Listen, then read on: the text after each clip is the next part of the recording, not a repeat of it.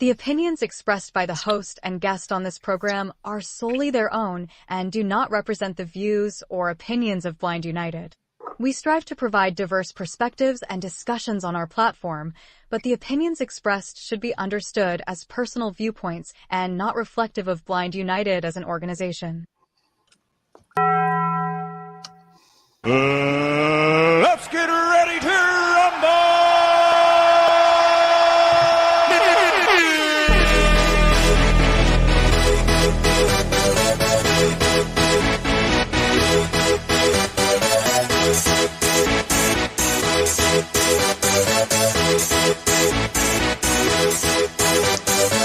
Y'all ready for this?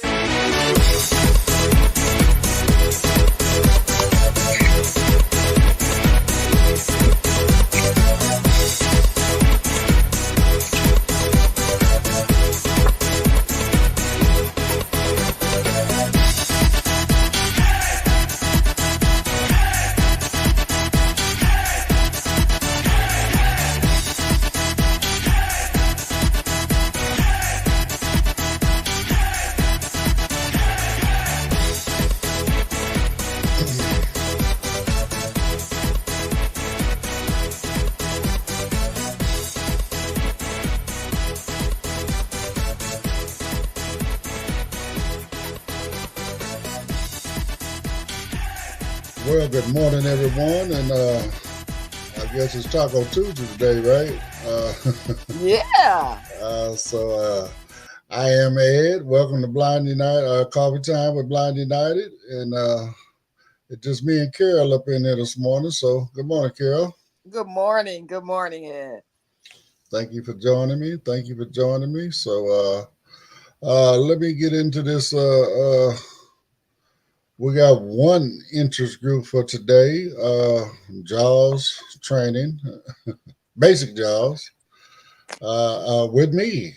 So I never claimed to be an expert at JAWS, but I mean, I maneuver around pretty good, so I can handle all the basic stuff. So again, if you just beginning with JAWS and want to come in and hang out and figure out something that might be getting in your way, maybe learn something a little new, I'm there to answer whatever questions. If not, I can always come up with, a little brief lesson for, training on how to do this, how to create a folder, how to create a heading or something like that, but again, I can do all that basic stuff. So come check me out tonight at 6 p.m. And Pacific time, of course. I keep forgetting I need to say that every time because not everybody is here in Cali with us. So, well, with me, Carol's back there in Dallas. Dallas, Texas. Yeah. That's right. So a little bit later for Carol. It's 8 o'clock for her time. But again, if you're, a beginning JAWS user, or maybe you just possibly having a couple issues with something or trying to figure out how to get something done, I should be able to help you out with all that. And my little motto is, like I said, I'm not no expert at it, but if I can help you get where I'm at, you should be okay. So we'll be working on that kind of stuff a little bit later on this evening. So anyway, it is Tuesday. What else is going on today? What ain't going on, right? Right.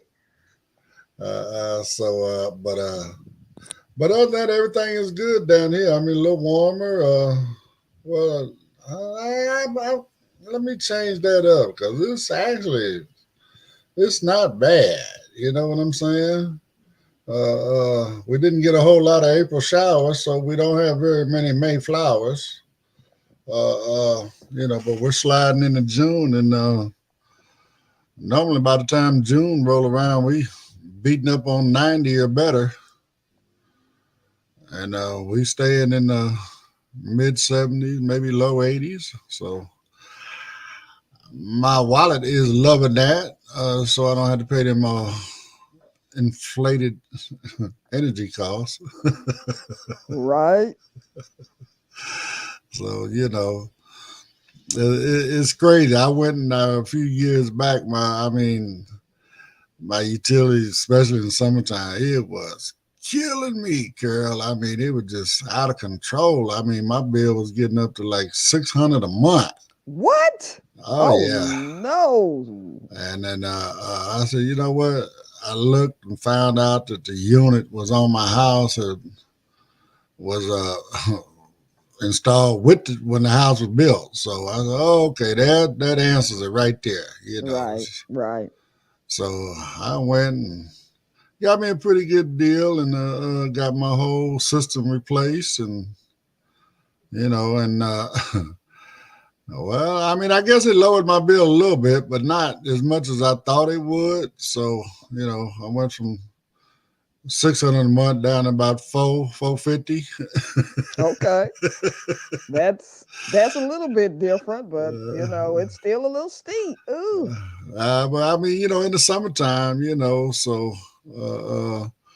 but I'm learning now, I've had people tell me it's better to just leave it on when it gets hot.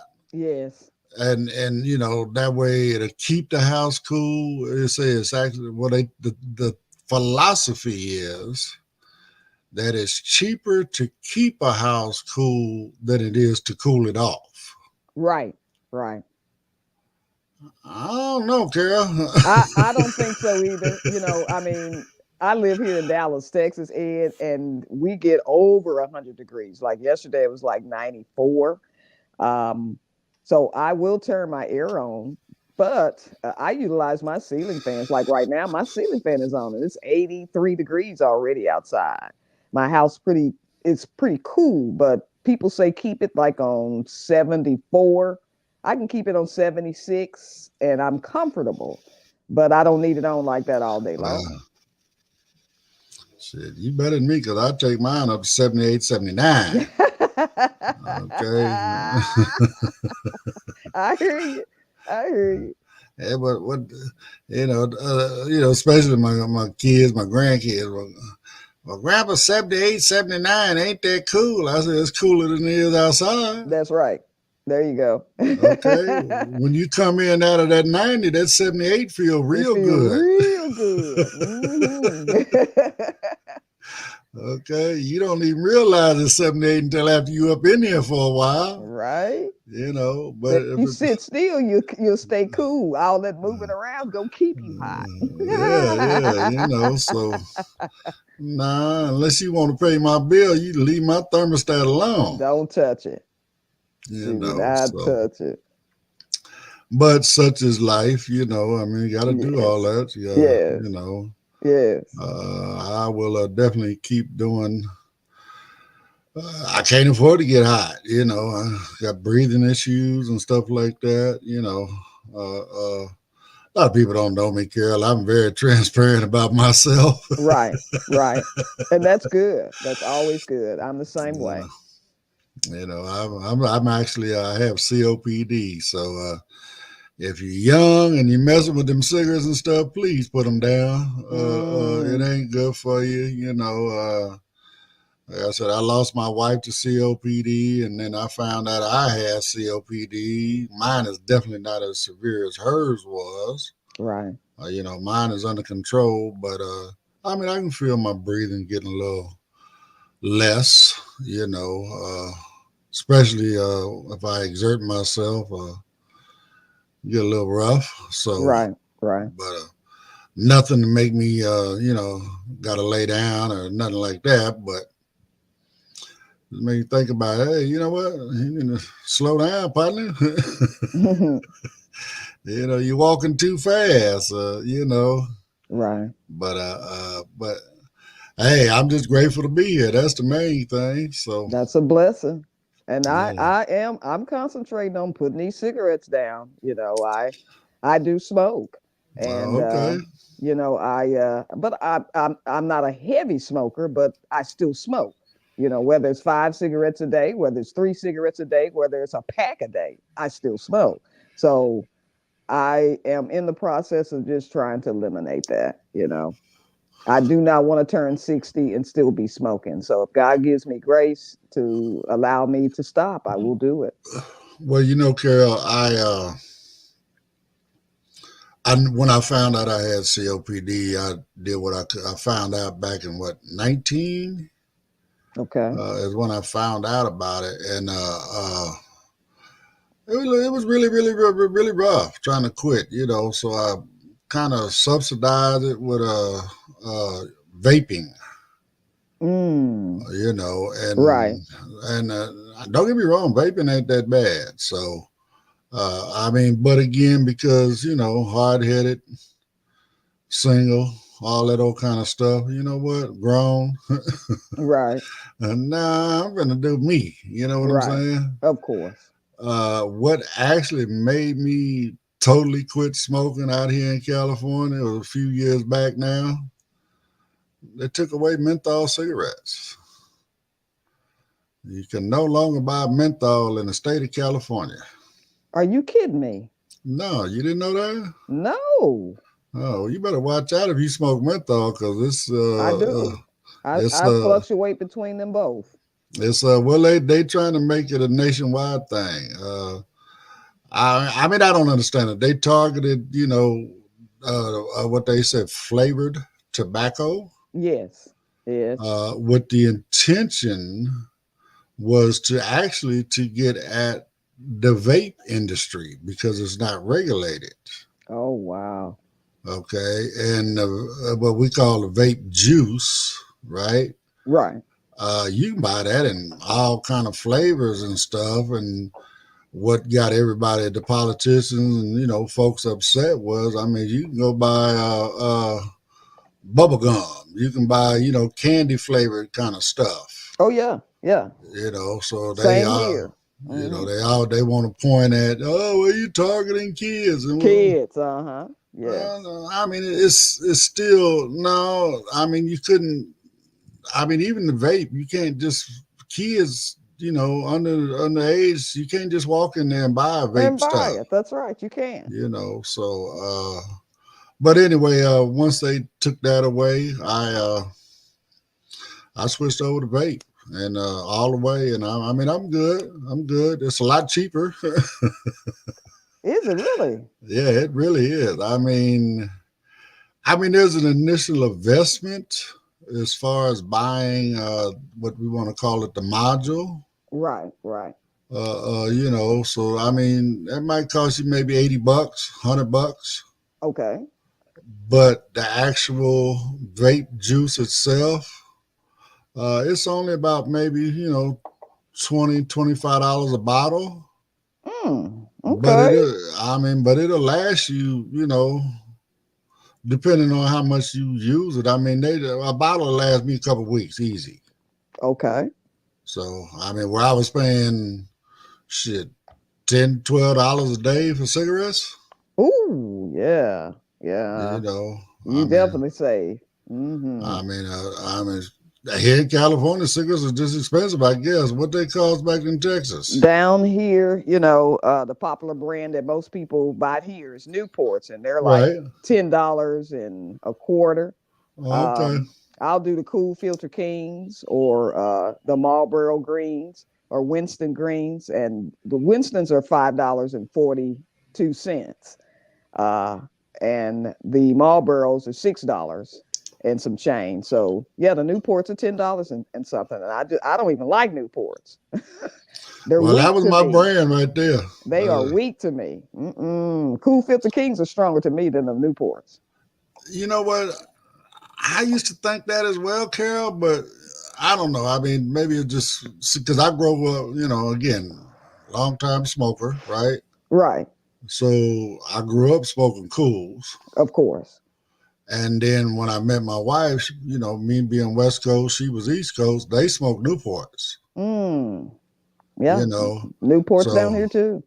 you know, so we used to, so the thing was, once we hooked up, we got tired of going to the store buying two different types of cigarettes Makes sense. and two different kinds of sodas because I drank Pepsi and she drank 7 Up. Gotcha. So I'm our compromise is I started smoking Newports and she started drinking Pepsi.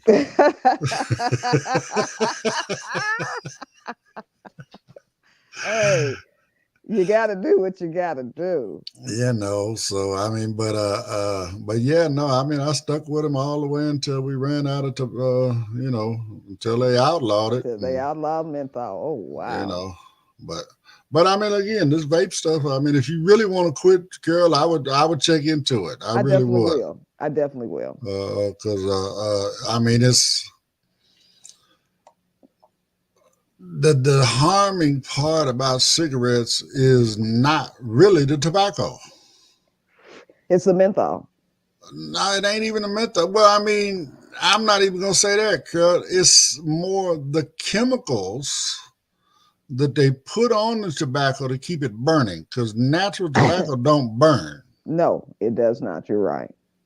So between the chemicals they put on it to keep it burning and and all that kind of stuff, that's what really messes you up. Right. Plus a cigarette, I believe, if I remember right, it's like 21 milligrams of nicotine. Okay. And you can buy a vape without nicotine if you want. Cool. I mean, I get the 3%. Right. Something. Just because it enhances the flavor. Right. In my mind, it probably helps me fight off the nicotine addiction. Of course. But yeah, I mean, I change up every now and then. Like right now, I got lemonade menthol. Okay. So little menthol with a mint taste. I mean, lemonade with a little mint taste to it. Okay. The green apple is really good. Was it watermelon is really good. Okay. So I mean, they got some really nice flavors. Nice flavors to try. Because I mean, that's the only thing my doctor has told me to do, not because of something that's happening with me, but she said, if you're gonna, I would like you to stop smoking, but if you're going to smoke, don't smoke menthol. That's what she told me.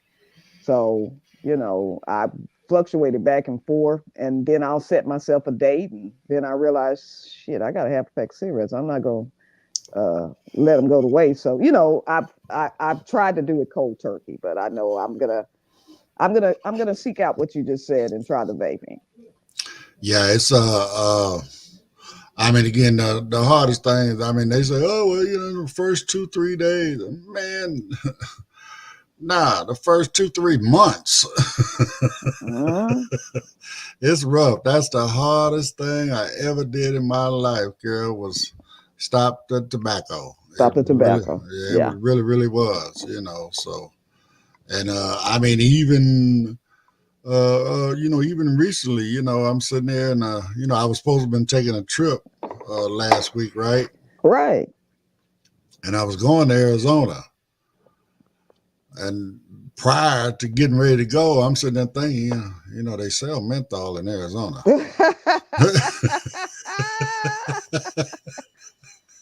Yeah. So I get it. Yeah. I don't know. Maybe he's intervening in a few different ways here. I don't know. God's working it out even when you don't want to work it out, Because I sure had it in my head, because he already had his plan. My buddy, he was going to pick me up in Vegas, and then we was going to run by Costco's or whatever and get some supplies. Of course. And I'm thinking, okay, well, Costco, they got cigarettes even cheaper. Right? Buy them in volume, right? Ooh. Man, we can run by Costco. I might grab me a carton of cigarettes or whatever and, take them. That way I can be smoking while I'm hanging out with him. Wasn't meant to be. Then I started thinking about how I could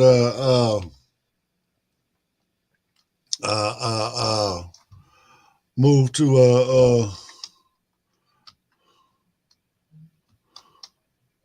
what the hell is going on here? Oh, wrong button. I'm sorry. I think Brittany just came in. Oh, hey, Brittany. Well, I'm trying to get there. Okay. Hold on.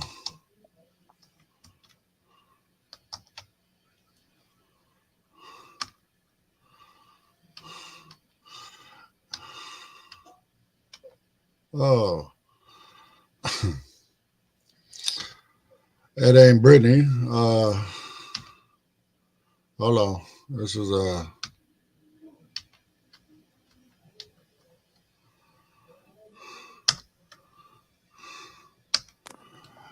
Good morning, Tiffany. Good morning. Wait. Okay. Good morning. So Carol Tiffany is one of the scholarship recipients.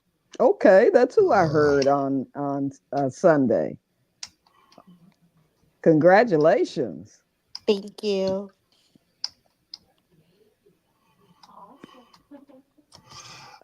Yeah, I guess you didn't hear my message last night, Tiff.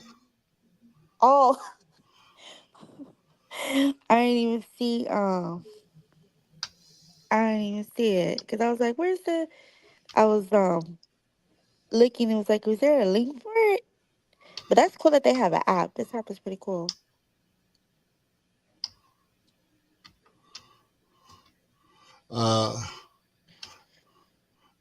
Well, no, the reason I was saying because I was actually I'm sorry, I'm moving around and then Jaws is in my ear, so I'm sorry.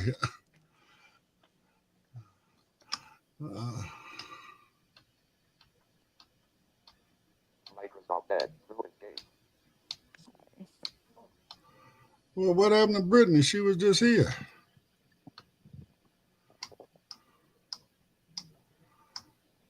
Oh, my bad. Yeah, but no, I was trying to bring you and Corin on at the same time, sweetheart. Oh. So that's what that was. So but if you want, we're gonna save the interview for that, and if you want, you can just hang out with us and participate in what we got going on today.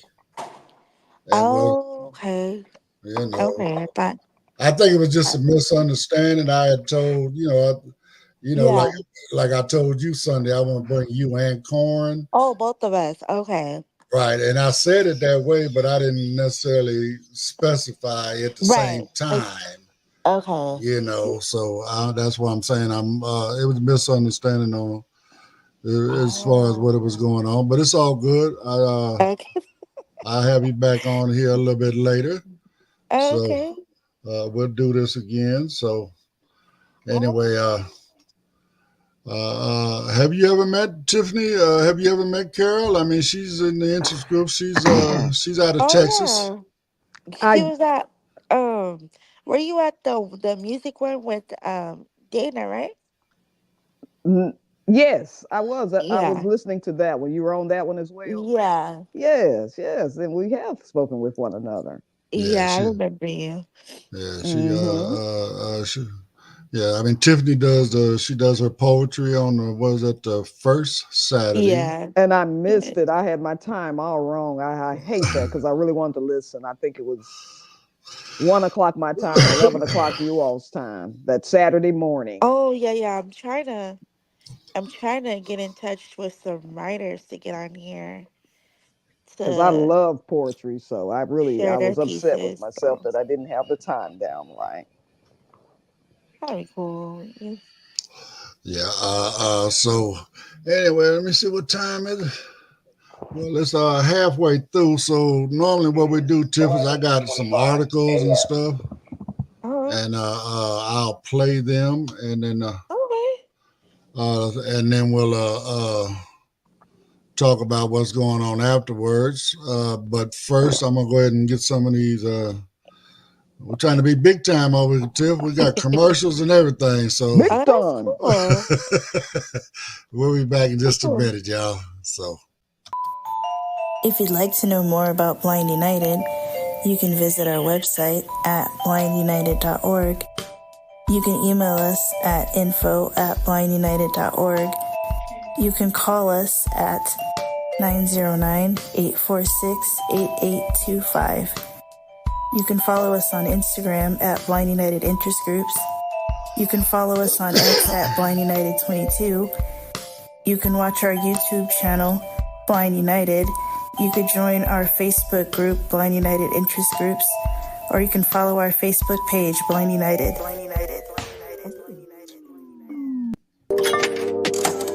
Feeling lucky? Join Blind United for a thrilling day at Viejas Casino and Resort. Slaw Machine.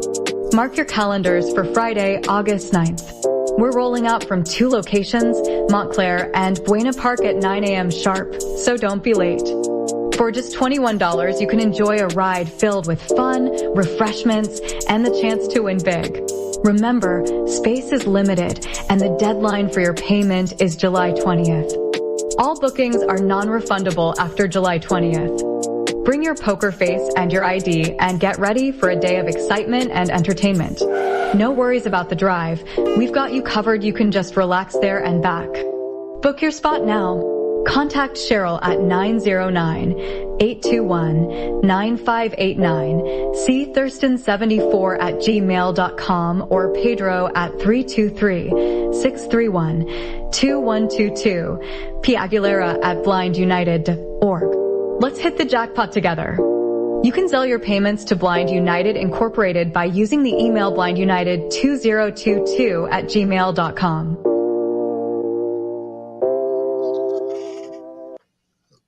All right.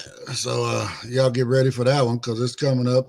Get your seats booked and come hang out with us and maybe get lucky and you can move your lifestyle on up and maybe drop a couple dollars on Blind United for taking you to it, right? Yeah, there you go. Okay, so these are some articles Pedro gives me, so I'm gonna play this one and then we'll kind of talk about this on the other side. This one is a little crazy to me, but let's see what y'all think. The multiverse could be much, much bigger than we ever imagined. A new way of interpreting the elusive mathematics of quantum mechanics could fundamentally change our understanding of reality. The multiverse could be infinitely bigger than we ever imagined, according to a new interpretation of quantum mechanics that describes realms upon realms of parallel universes created with every decision we make. At the heart of quantum mechanics is the wave function, an infamously abstract and fuzzy mathematical tool that is extremely good at describing the behavior of photons, electrons, and other denizens of the quantum realm. But what exactly is the wave function? After almost a century of arguments, physicists still disagree on how to make the leap from mathematics to the tangible, physical world. In the most conventional view, known as the Copenhagen interpretation, the wave function mathematically describes all possible states of an object before it is observed, an act that leaves it in an unambiguous state by collapsing the wave function. For example, in the Schrödinger's cat thought experiment, a cat is placed in a box that will be flooded with poison gas when an atom decays. Because the behavior of the atom is quantum mechanical, when the box is closed, the cat's wave function simultaneously contains both its alive and its dead states. When an observer opens the box, the wave function collapses and the cat is either dead or alive, with the other possibility vanishing. Its behavior from then on is fully non-quantum or classical. Once observed as dead, the cat doesn't come back to life. Many worlds. A cat that is both living and dead may be hard to swallow, but another view of quantum mechanics created by physicist Hugh Everett in the 1950s has even more startling implications. In the many worlds interpretation, the wave function doesn't collapse into only one certain classical state, because each quantum state that it contains is already perfectly real in one of many parallel worlds. When you open the box and observe a living cat, a replica of you in another world has just found it dead, with the act of observation effectively giving rise to two separate worlds. Whichever view you favor, a big open question remains. How does this emergence of what we perceive to be classical behavior apply to the whole universe? One issue with both the Copenhagen and many worlds interpretations is exactly what counts as an observer, which is particularly a problem in the early universe when there was nothing and no one to make observations. To sidestep this, Adil and his colleagues began with the less anthropocentric idea of looking at collections of particles, with the behavior of each particle determined energy is structured across all particles in the system. We are big, warmish objects that are used to interacting with other big, warmish objects that are well localized in position, and we construct some scientific story based around these things. But you can kind of turn it the other way around and say that what the universe actually gives us in its most raw form, getting rid of our human perspective, is just some energy structure, says team member Zoe Holmes at the Swiss Federal Institute of Technology in Lausanne. Freed of the need to consider distinct observers, the team developed an algorithm that identifies ways to divide these systems of particles into subsystems. Any subsystem is considered a valid view of the world, as long as the interactions between subsystems lead to one of them becoming classical, essentially a much more general version of opening the box in Schrödinger's thought experiment. You can have part of the Earth and the Andromeda Galaxy in one subsystem. That's a perfectly legitimate subsystem, says Arsalan. This new perspective uncovered myriad realms of new worlds, beyond the simple dead and alive ones, leading the researchers to call it the many more worlds interpretation. To understand why, consider a quantum version of deciding whether to have coffee or tea at breakfast. In the Copenhagen interpretation, you make a decision and the wave function collapses. If you then decide between eating toast or cereal, a second wave function collapses. All of this takes place within the only universe that exists. But in the many worlds interpretation, you who is craving coffee and you who prefers tea both exist in parallel worlds, and each of those worlds will again branch into two depending on what you decide to eat. See a quantum point of view below. In the many more worlds interpretation, the interaction between you and your breakfast gives rise to one realm made up of many worlds. But more realms of worlds arise from less intuitive divisions of your world into subsystems like your cup and some faraway celestial object, or an even more odd designation of your left arm to one subsystem and your right to another. With many more perspectives, each giving rise to a realm of new worlds, the net effect is enlarging the already vast multiverse of Everett's interpretation. Paolo Zanardi at the University of Southern California Dornsife says that the new interpretation achieves a sort of operational democratization between the ways of segmenting reality, as it doesn't forbid any subsystem splits just because they are odd or counterintuitive, which he finds compelling and satisfying. But the algorithm the researchers used to find the various subsystems divisions still contains some assumptions, like how long it takes for a subsystem to become classical, so there is room for more mathematical exploration and refining of the idea. He says, "This is a good, serious, useful contribution to the growing literature on how to take a bare-bones quantum mechanical theory and extract from it something resembling the classical world of our experience," says Sean Carroll at Johns Hopkins University in Maryland. Carroll has also looked at dividing quantum systems into subsystems, but he has found that valid subsystems that lead to appropriately classical worlds are rarer than the multitude of realms suggested by Adil, Holmes, and their colleagues. This may be because there are different ways to quantify when exactly a system is non-quantum enough to be considered classical, he says. While those questions remain to be resolved, exactly what an enlarged multiverse might mean for our understanding of reality is still unclear, even for the team. Adil says he and his colleagues are currently agnostic about the ontological conclusions of what they have uncovered so far. Holmes says that when she is feeling skeptical, she worries that their work is akin to finding shapes in the clouds rather than a reflection of reality. Yet both researchers can't shake the feeling that they have come across something meaningful and want to pursue it further. "I would say I think we know this is true, but we don't know whether it's important," says Holmes. "We have had so many arguments over this. We've tied ourselves in circles." Now back to the coffee time crew. Well, I'm not going to act like I understand all of what we're saying. I ain't that bright. Right. But too, like what?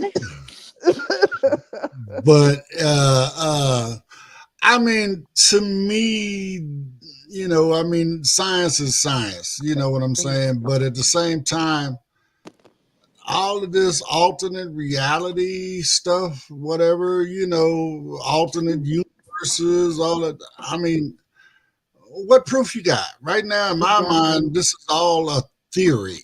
I mean, there's nothing that actually proves that any of this exists, and that I know of. I mean, again, I'm not that smart, so.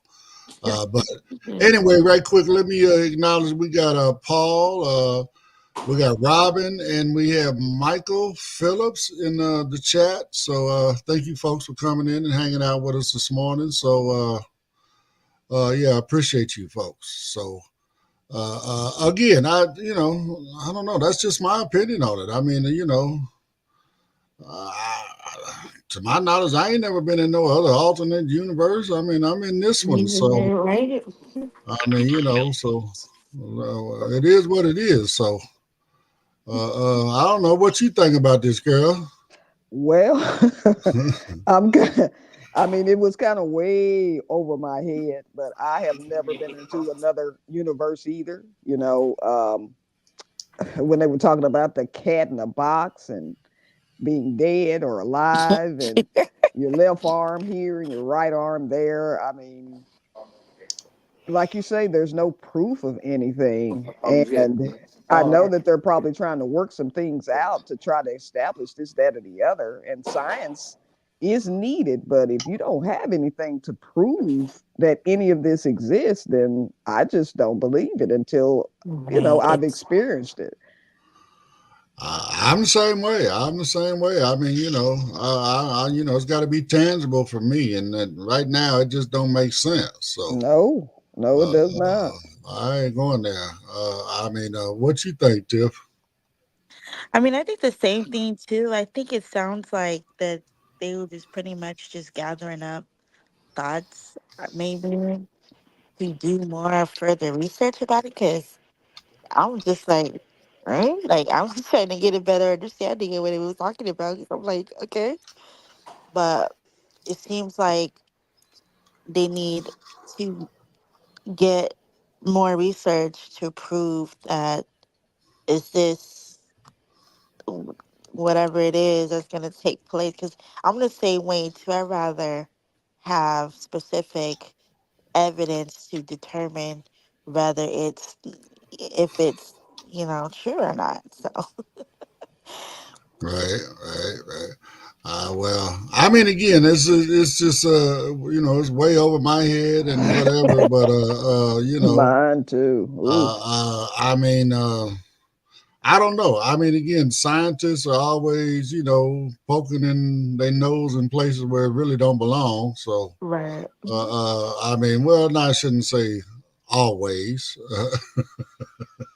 but they do create some things, and they can be detrimental to us. And I don't know. I mean, what difference does it make? I mean, if we do, somehow happen to have these alternate, realities, alternate universes or whatever, what difference does it make is we can't move from one to the other?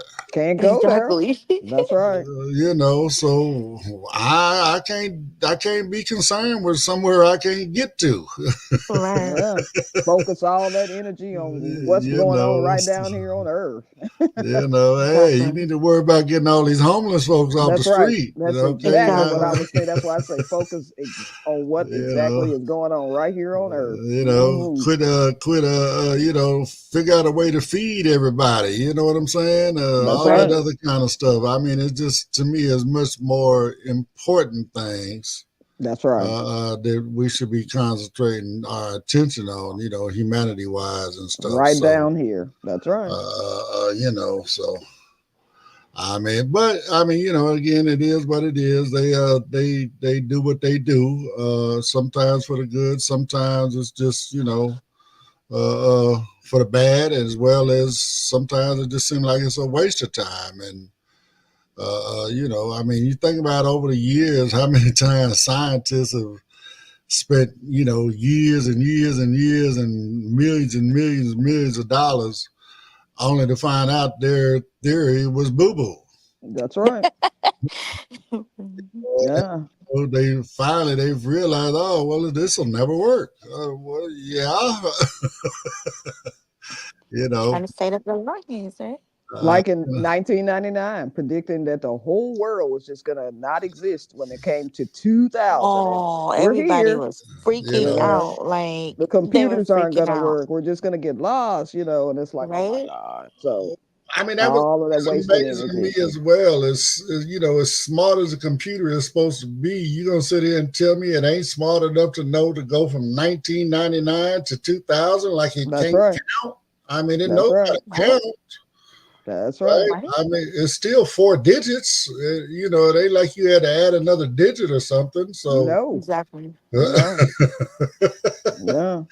I mean, even computers have, countdowns or whatever, when you doing an update, it's 25%, 26%. That's right. That's right. So what's the difference from going 1999, 2000, 2001? And That's right. And bottom line, they realize, okay, well, again, you know what? And I've seen, some of this also, what do we want to call it? Some kind of, some folks call it conspiracy stuff like that or whatever. But a lot of that was a big hype. Yes. To get people to spend money with tech companies to try to fix what wasn't going to happen.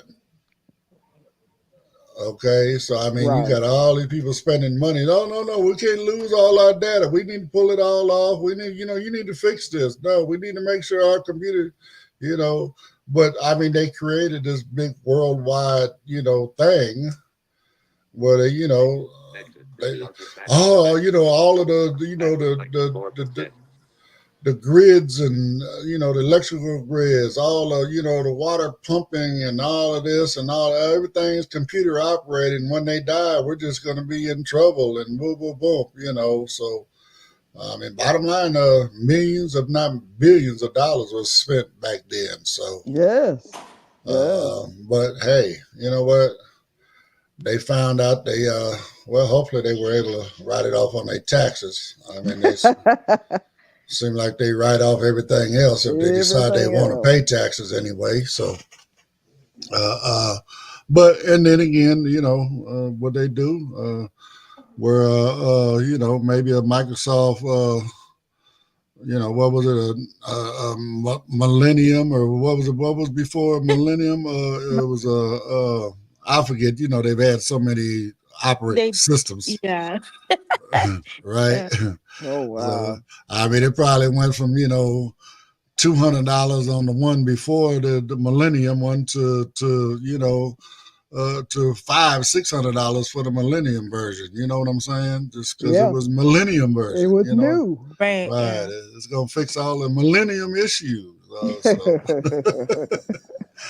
Bottom line, it's the same old stuff with an update. That's all it really is. So, and again, that's why we put that disclosure out front again as well, because this is just my damn opinion. It don't mean nothing. It's just, I don't really know what I'm talking about. I'm just trying to fill space, right? So anyway, let me run this other stuff one more time, and then we're going to get into this last article. Okay. If you'd like to know more about Blind United, you can visit our website at blindunited.org. You can email us at info@blindunited.org. You can call us at 909-846-8825. You can follow us on Instagram at Blind United Interest Groups. You can follow us on X at Blind United 22. You can watch our YouTube channel, Blind United. You could join our Facebook group, Blind United Interest Groups, or you can follow our Facebook page, Blind United.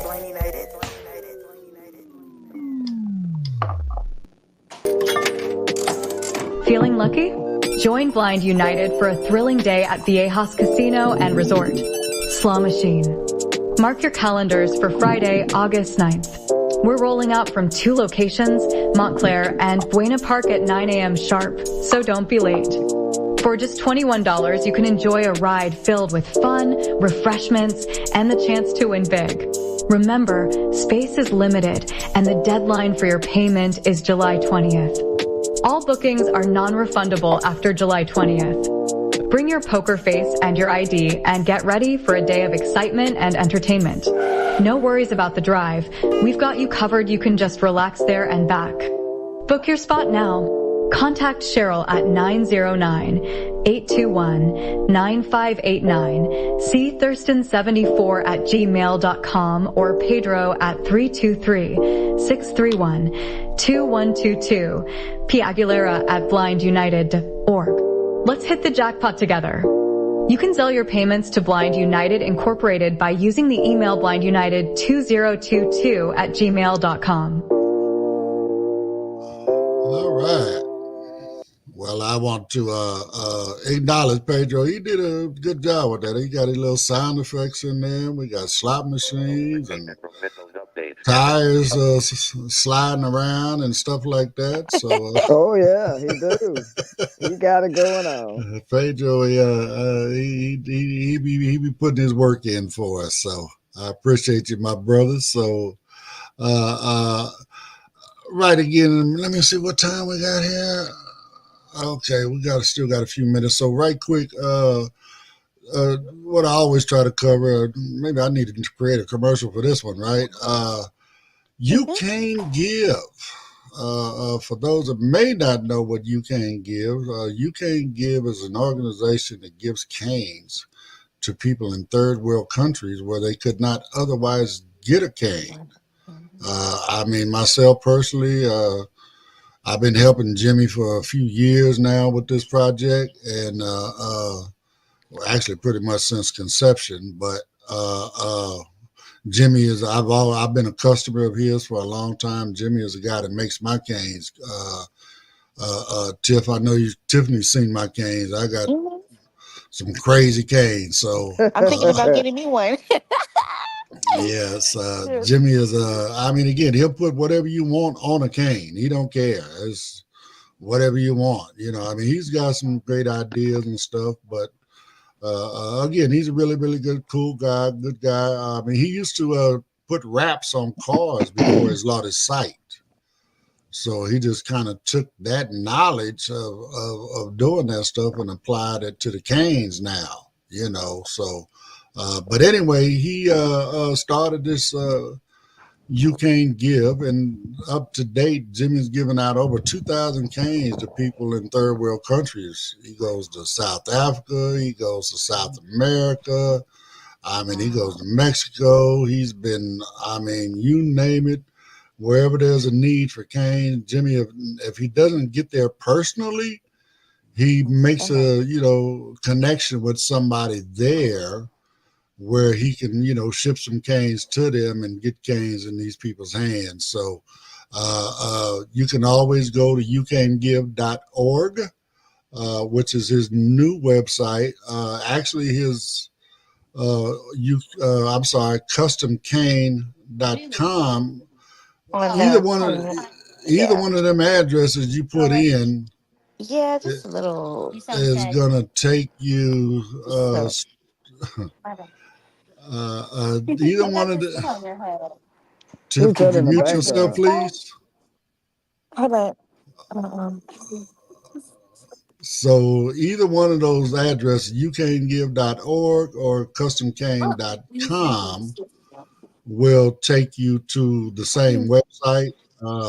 Again, it's the UCane website. But if you scroll down and, you know, there's a thing there where you can actually buy cane stuff. He sells, like I said, the custom canes. He sells accessories. You can buy the sheath that you can, you know, wear around your waist and slide your cane in there like a holster. He's got, I mean, little Bluetooth speakers you can hang off the end of your cane. He's got charms to put on your cane where you can identify your cane from everybody else in the room.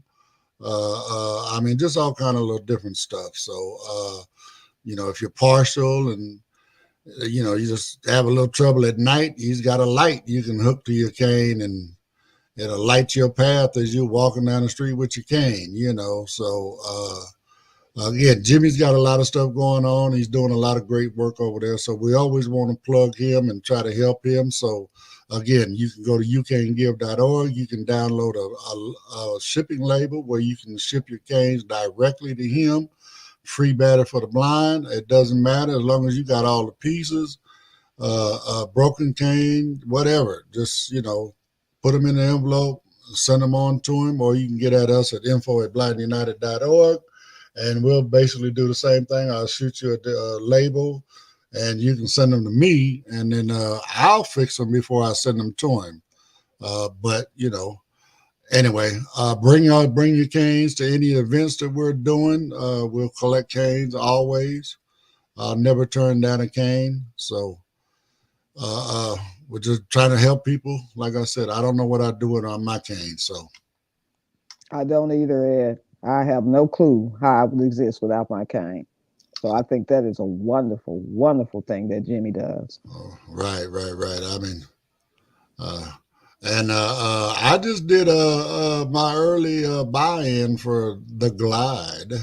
Oh wow! Yeah, I'm gonna try to get me one of them. So okay, I jumped in on there where you can get it a little cheaper.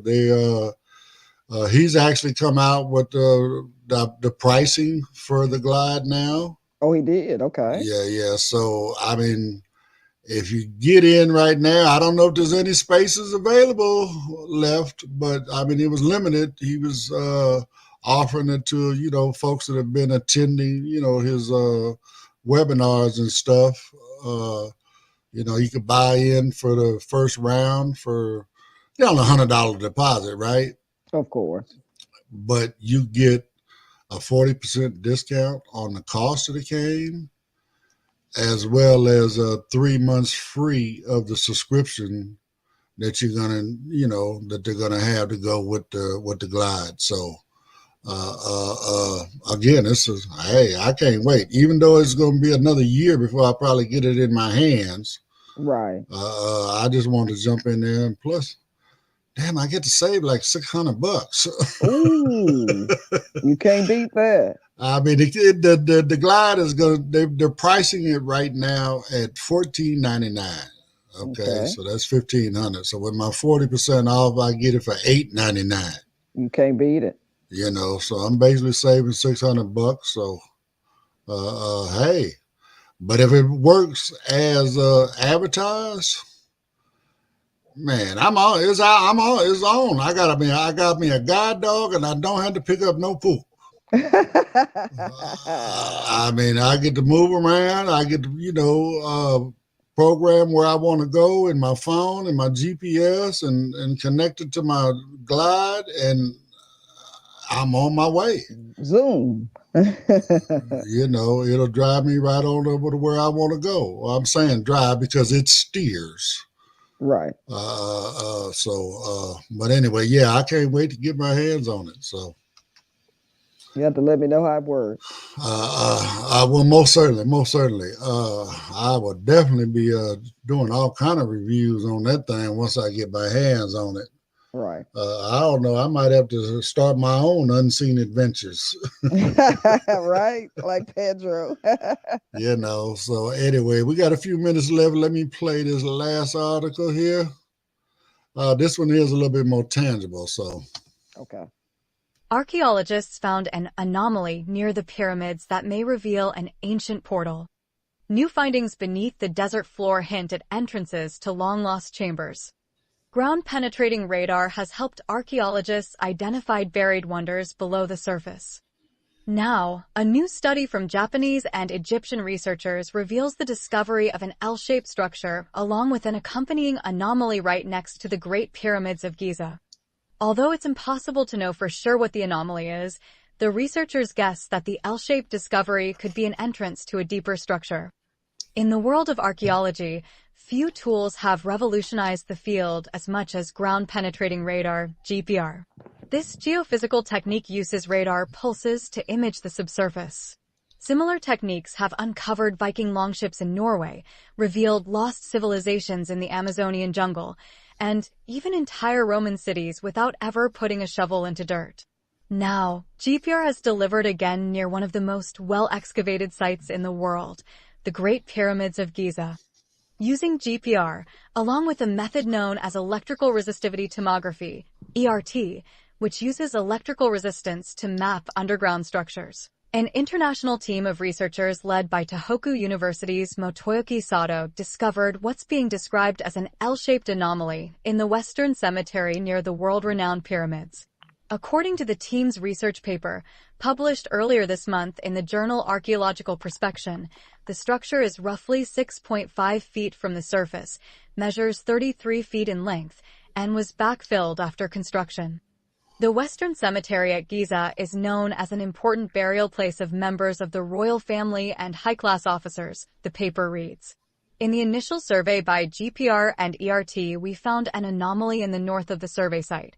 The area of the anomaly could be established approximately, but the structure and the location were unclear.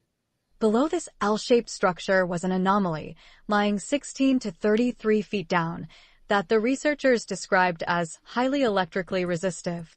Such an anomaly could have a few explanations, but the team identified two main possibilities: a mixture of sand and gravel, or sparse spacing with air voids. While we know that the surrounding area, built roughly 4,500 years ago, around the same time as its adjacent pyramids, is filled with flat-roofed tombs known in Arabic as mastaba, the stretch of sand where the anomaly was found has not been nearly as intensely excavated, largely because the area sported no impressive structures to warrant a thorough investigation.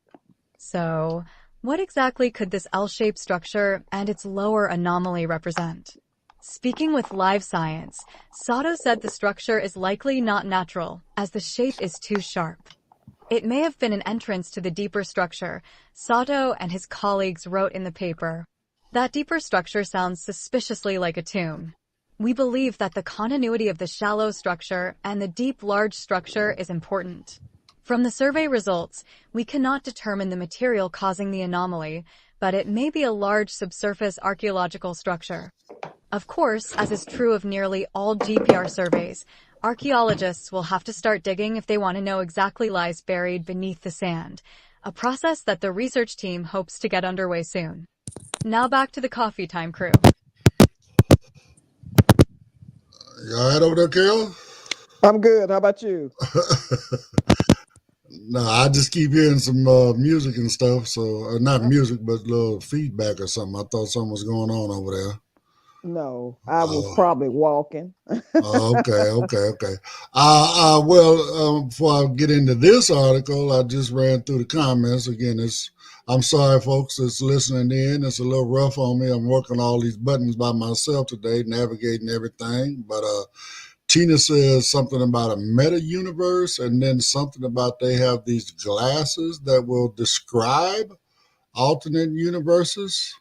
Oh, okay. Okay. Well, I mean, I don't know. That sounds like one of them kaleidoscopes to me. I don't know. It's just, I mean, I don't know. I don't get into that kind of a thing. So, thanks for the information, Tina. I mean, again, I don't get into it that deep. So, again, maybe they got proof. I don't know. And then, of course, Paul is asking. He wants some information on Glide, but. Moving forward, Tiffany has stepped off, and just me and you again, Carol. So, Okay. but anyway, at least with this one, me. I know they got ways to look under the dirt and see what's down there. They've been, again, scientists. They've been developing stuff like that for many years, so they can, I guess, save their back and don't have to dig a hole no more. They can, take a picture of what's down there. Okay, it ain't there. Let's move over here. Right. But I mean, again, I don't know. I mean, again, this may simply, to me, have been maybe when they were, constructing this, it could have been another interest into that. I mean, these things were built, thousands of years ago. Right. So, I mean, maybe it was at one point, because from my understanding, a lot of these kings and pharaohs or whatever they were, whatever they, when they went, they took their servants and everybody with them and stuff. I don't know. So maybe this was a servant's entrance or something. I don't know. I mean, it's hard to say. Maybe at one point they had, a way for, the royal guard or whoever it was to go down there and check and make sure nobody had messed with any of the sarcophaguses. I can't say that word, but between that and the treasures and stuff that they were burying with themselves and all that kind of stuff. So I don't know. Again, it's hard to say what this thing was, and until they dig it up, I guess they're never really going to know. I mean, they say it looks like it was backfilled after construction. Well, I mean, I think they backfilled it when they quit using it. That's what I think. I don't know if it was right after construction or not, Right. But at least to me, this is something a little bit more tangible. I mean, yeah. There's proof that there's something under the ground compared to figuring out if it's other universes. Well, I mean, you got the pyramids themselves. They're sitting right there. I mean, we know that they had all kind of secret entrances and all that kind of stuff. So, which was amazing in its own right, because they didn't have any of the construction tools that we have today. So just the way that they put all of that together and made it look so neat with just horsepower. It's amazing to me. Well, I mean, it's I mean, there's all kind of theories on how it was built and stuff. I mean, I've heard that, that they like started one level and then they kind of not buried it, but, just brought, the surrounding land, like a basement. Well, no. So let's just say you laid the first floor, right? Right. And then you put a bunch of dirt around it to make the ground level to where you're going to put the second floor, and so on and so forth. And then once it's all said and done, you go and move all that dirt back out of the way, and there's your pyramid. Gotcha. I got you. I don't know. I mean, how is she going to get that block way up on top? I don't know. That's true. I mean, that's, I mean, as smart as scientists are, to my knowledge, they haven't even figured that part out yet. No, they haven't. How did they get way up there with all of this, right? I mean, and then the stories, about volunteers. No. They were slaves. Believe me, they were slaves. So right. And then as far as again, the theory about moving dirt and all that stuff around. I mean, I don't know how true it is, but it's been said that they had like the mud pits where they actually created those big blocks. Right. I mean, that couldn't have been too far away from the actual construction site, because I mean, how are you going to move them big old blocks? How you going to move it? You don't have a crane. So right. It's all kind of stuff going on there. So, but anyway, it's been an interesting morning, Carol. Definitely. We've had some different types of topics, but it has been great. I've enjoyed it. So now tomorrow I may not be here. I'm pretty sure I won't. I got to make a couple appointments, but I know Pedro said that he would definitely be here to fill in. So okay, I'll definitely join in. I have a couple things I need to take care of. Try to get some stuff straightened out that is going to happen really, really early in the morning. So, again, I just want to thank you, Carol, for dropping in. Paul and Tina and Michael and Robin and even Tiffany. Thank you all for coming in and hanging out with us this morning. If you're not busy tonight, maybe you need a little JAWS help or something or whatever, come in, join us at 6 p.m. tonight, Pacific time, and we'll try to get your issues resolved for you, and stuff like that. But we're overtime now, so oops. Ain't no big thing. They can't cut us off. Oops. This isn't network TV, so we're good. Right. Gotcha. But anyway, again, I want to thank everybody for joining us this morning on Coffee Time with Blind United. We will be back again tomorrow, as we are each and every weekday at 9 a.m. So come back, join Pedro and Carol tomorrow, and who knows, they might have somebody special drop in. I don't know, but I guess you had to tune in to find out, right? That's right. So, but again, Carol, I appreciate you, sweetheart. So I appreciate you, Ed. everybody dropping in, I appreciate y'all as well. And y'all have a great day. And remember, it is Taco Tuesday. So Taco Tuesday. don't forget to go get them tacos. I don't know. We might get a little bored eating tacos every Tuesday, I right? don't. I love tacos. Okay. Well, can you get hard shell tacos down there? Yes, hard shell or soft. We can't, we can't hardly find hard shell tacos out here no more. Now, when we go to get the hard shells, they want to give us them little real brittle ones that Oh no, you need a crunch. I no, love a crunch. I need my tortillas freshly fried in the grease before you fill them. You know what I'm saying? That's right. I don't need no pre-molded Doritos tasting kind of shell that you buy in a box. You want the real thing. Yeah, I want the real thing. I want what I grew up on, That's right. And maybe it's not authentic, but that's all right. I love my hood tacos. Oh yeah. Oh yeah. So anyway, it is what it is. Y'all have a great day, and we'll see you on the next one. Thank you very much. All right, Carol, I appreciate you, sweetie. I appreciate you, Ed. And I hope you have a wonderful